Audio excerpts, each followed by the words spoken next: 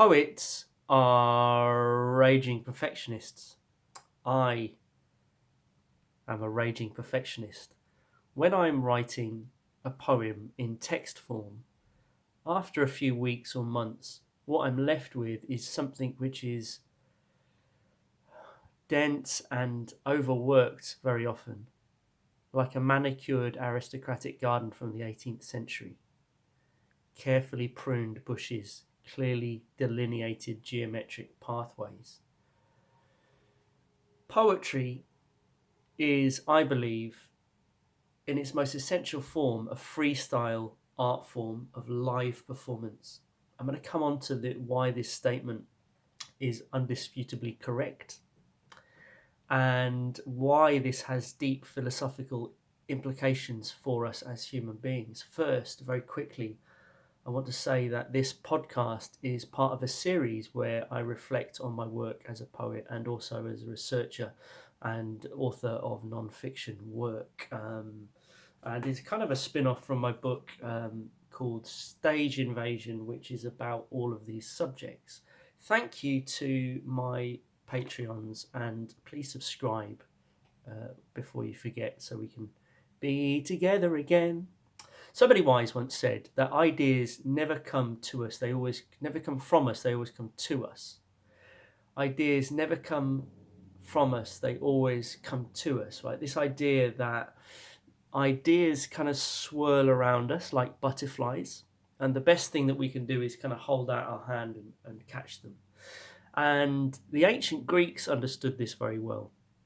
The word psyche in ancient Greek originally also meant breath as well as mind or soul. So this idea that the mind, the psyche, is something that's kind of this ethereal animating force that swirls and eddies around us, right, is kind of philosophical precursor to transpersonal psychology, right? You cannot conceive of the mind as anything other than intersubjective, as embedded amongst lots of other minds, lots of other nodes, right? It's transpersonal, it's interpersonal. And I think the same is true of poems. And when you put poetry and performance together, you get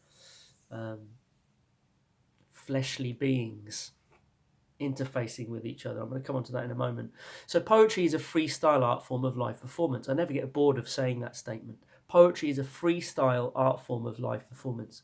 This idea may seem odd, and that's very understandable because very recent fashions in the West have redefined poetry as a textual phenomenon that comes out of books in which we're hunched over a page, looking down using only our eyes, right? So what this fashion, what this trend in our educational institutions does is completely neglect the entire ancient history of verbal artistry.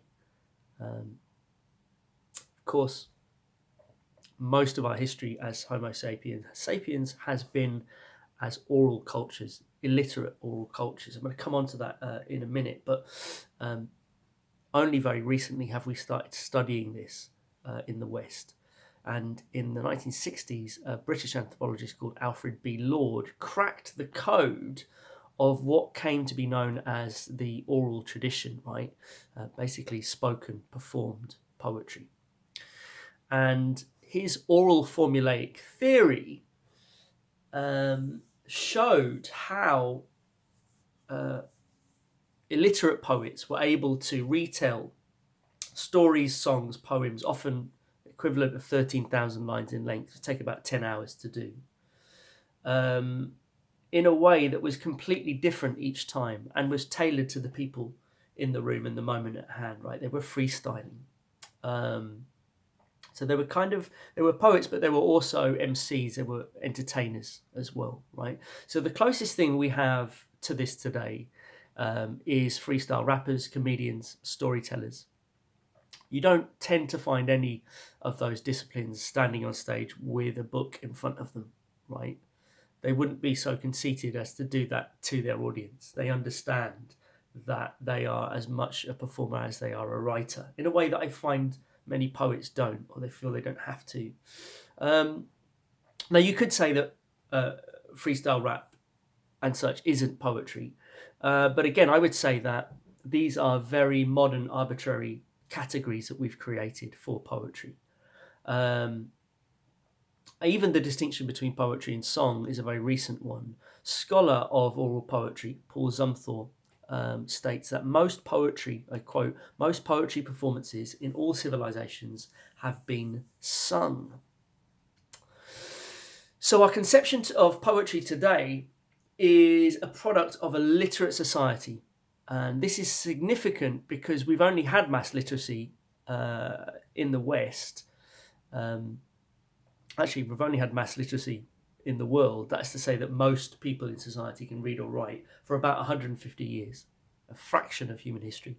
Bearing in mind, we've been fully anatomically developed human beings for 300,000 years, right? With the capacity to do poetry.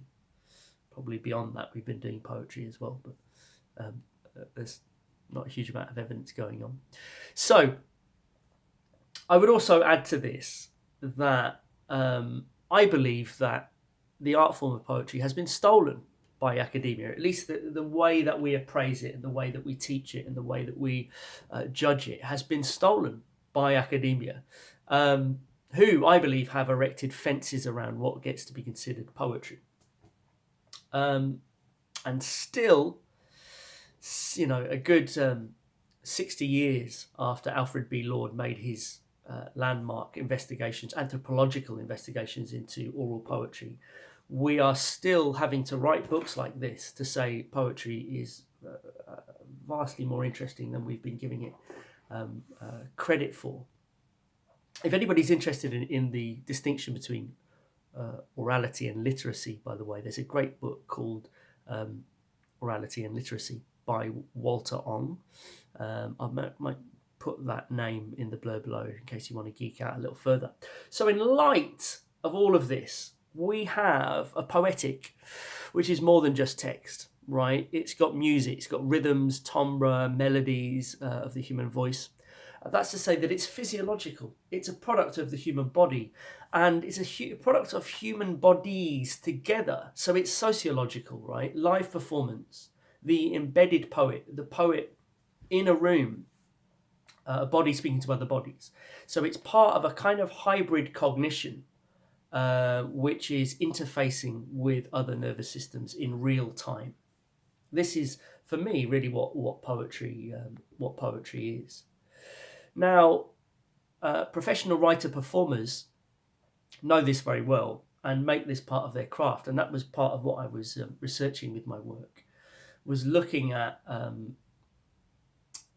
poets who are using introductions, outros, and asides within the poems as part of their craft, right? So the poem kind of hemorrhages speech bubbles. You've got banter, you've got explanations, you've got piss taking, you've got reactions to the fact that a glass just smashed at the back of the room. This is part of the poem. This is part of what's being published on stage. This is part of what we're consuming. This is part of what's flying out of the poet's mouth. And this is part of what makes this poem make us feel. And it's part of what the poem means in that place, in that moment, and that group of people. In academic terms, this is called the paratext, literally beyond text. Julia Novak, in her fantastic book Live Poetry, looks at the paratext as it relates to live performance. I recommend checking that out if you really want to geek out. I would also encourage anybody who's interested in how you can craft the paratext into live poetry. Check out Rob G, and also Lemn Sissay is another great example. Two poets you can find all over YouTube who make an art form out of just going off on random tangents. Hannah Silva is a poet who's researched Lemn Sissay, so if you want to delve even further, you can go into the stuff that she's written about him.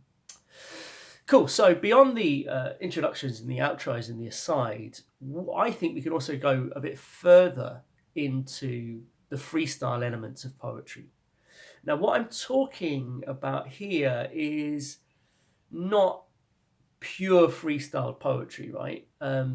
Some very brave people do actually do that, where they get on stage without any script at all. What I'm looking at here is kind of halfway between written and something which comes to life and is intended to be partially aleatory, partially improvised on stage. Some examples of this is Silva, Traci Morris, Salena Godden, David J. Pugilist, right? Traci with a CI rather than a Y. Poets, all of these poets have been massively. Silva with a VA, not an ER. All of these poets have been huge influences on me, right? And they are all, to some degree or another, have elements of sound poetry. So they're using sound effects with their voice. They're stuttering. They're repeating words. Each retelling of the poem is different every live performance. And they're just like, kind of like the way that line is landing with the audience, you know. So I'm just going to repeat it and start singing it and start doing it in a weird voice, you know. All that's kind of very Salena Godden. So this idea of tearing open the fabric of the poem and letting the music spill out into the meaning, and letting the meaning spill into the music, right? These music and meaning are really the twin strands of the double helix of poetry, I think. So to conclude, poetry is not just an art form, but it is a social event, a live event, and a form of social intercourse. Yeah, and I would even go a bit more woo and say that it's an energetic transmission. So its words shouldn't be pinned down like a taxonomical specimen, right? But left to flutter in the breath of the present moment. The garden lives in the swirl of sunshine, water, and wind. Thank you for listening. Thank you if you're a Patreon. If you're not a Patreon, you can get a bunch of free stuffs, books, and various different things that I give you for free. So check out that in the link if you want to support this and my work generally. Please subscribe to the channel that you're watching this on. Check out my website if you want to get more of this and other podcasts that I'm doing. And you can also find my book, Stage Invasion, online if you want to get that too. It's Friday, late February 2021. I should probably be going to the pub, but none of the pubs are open and haven't been for months. So I'm sat in my bedroom recording podcast about poetry. Yes. Goodbye.